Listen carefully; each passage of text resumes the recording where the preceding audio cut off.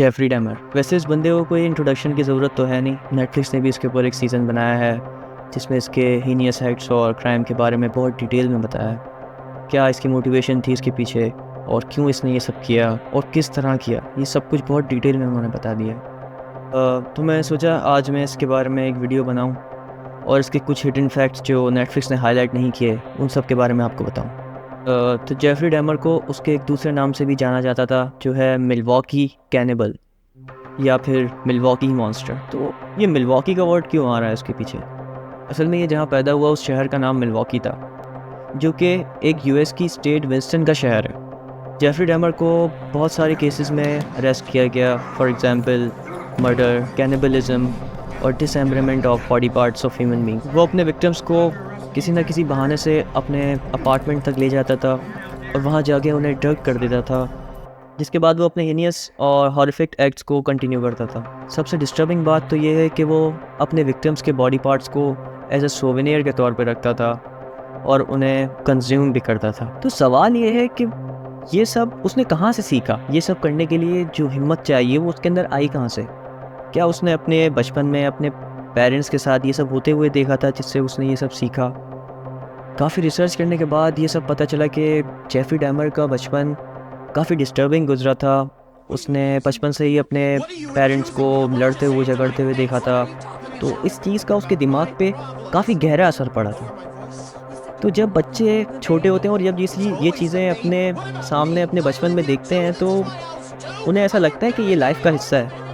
तो जब भी कहते हैं कि छोटे बच्चों को अच्छे से अच्छा एनवायरनमेंट देना चाहिए, ताकि क्योंकि जो सब वो अपने बचपन में सीखेंगे आगे जाके वही सब कंटिन्यू करेंगे। इसी तरह जेफरी डैमर भी इस चाइल्डहुड का शिकार हुआ, जिसकी वजह से उसके बड़े होने के बाद उसके दिमाग में इस तरह के हीनियस और हॉरिफिक एक्ट्स आने लगे जिसको उसने एक्शन के तौर में कन्वर्ट कर दिया। और ये सब चीज़ें उसके लिए बहुत नॉर्मल थी। आप और मेरे जैसा इंसान जब ऐसी चीज़ें करने जाएगा तो उसके बारे में 10 बार सोचेगा, लेकिन उसके लिए ये सब चीज़ें बुरी थी ही नहीं।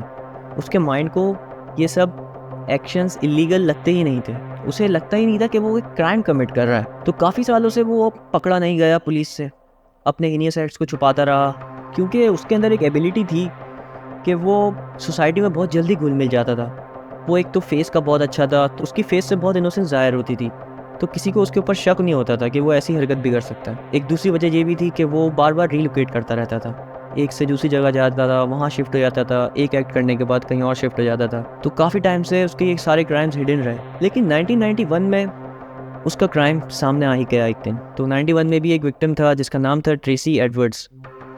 वो अपने अपार्टमेंट में उसको लेके गया, लेकिन खुशकिस्मती की बात यह है कि वो वहाँ से बच निकली। जब वो वहाँ से भागी तो वो पुलिस के पास डायरेक्ट गई, उसने ये सब कुछ उनको बता दिया। तो फ़ौरन ही पुलिस ने उसके घर पे रेड मारी और जो सब उन्हें वहाँ मिला वो सब बहुत हॉरिफाइंग था, क्योंकि उन्हें वहाँ इस क्राइम के एविडेंस मिले और वो एविडेंस फ़ोटोग्राफ्स की शक्ल में थे। जब वो अपने विक्टिम्स के साथ इन एक्ट्स को कवर करता था तो वो उनकी फ़ोटोग्राफ्स लेता था और अपने पास सेव रखता था। तो उन्होंने देखा इंसानी बॉडी पार्ट्स अलग हुए हुए रखे हुए हैं और उनकी पिक्चर्स खिंची हुई हैं, और उसने इंसानी ऑर्गन्स को भी अपने घर में स्टोर करके रखा हुआ था, क्योंकि उसकी वजह ये थी कि वो उन ऑर्गन्स को कंज्यूम करना चाहता था। इसी वजह से उसे कैनिबलिस्टिक कहते थे। तो सबसे इंपॉर्टेंट बात तो ये है कि उसके विक्टिम्स थे कौन। वो उन विक्टिम्स को टारगेट करता था जो अनसिक्योर और अनस्टेबल थे। अफ्रीकन्स हो गए, और अफ्रीकन्स का मसला ये था कि वहाँ रेसिज्म बहुत था, तो इस वजह से वो लोग अपने आप को अनसिक्योर फील करते थे।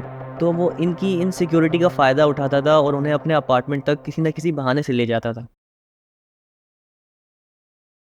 Turned around, picked him up, and that's when the nightmare became a reality. What happened after you took him to the house? An unassuming chocolate factory worker would eventually confess that he had seduced, murdered, and dismembered 17 young men. He even ate some of his victims' body parts.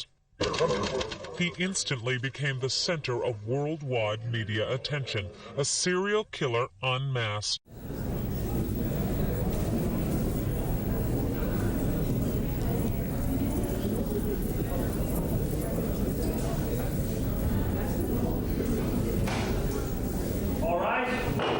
अगर आपको इस तरह की videos और देखनी है तो हमारे चैनल को ज़रूर सब्सक्राइब करें। तो गाइज़, ये थी आज की वीडियो। अगर आपको लगता है कि हमारी वीडियोस में कुछ इंप्रूवमेंट की ज़रूरत है तो हमें कमेंट्स में ज़रूर बताएं।